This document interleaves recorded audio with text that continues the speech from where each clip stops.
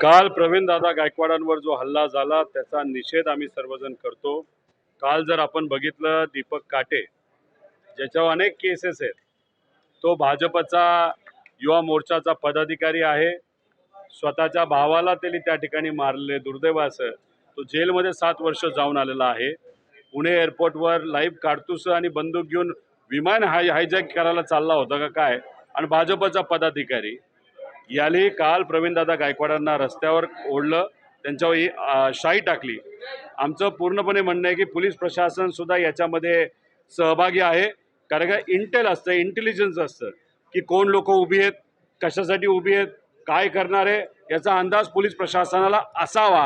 आणि तो अंदाज असताना सुद्धा हे कृत्य त्या ठिकाणी घडलं असेल तर मुद्दामून सरकारने सुद्धा त्या दीपक काटेला पाठिंबा दिला आणि दीपक काटेच्या माध्यमातून पुरोगामी विचाराच्या एका कार्यकर्त्याला म्हणजे प्रवीणदादा गायकवाड जे 30 वर्ष 35 वर्ष पुरोगामी विचारासाठी लढतायत, शिवशाहू फुले आंबेडकरांच्या विचारासाठी लढतायत, अशा व्यक्तीवर त्या ठिकाणी तिथं हल्ला झाला।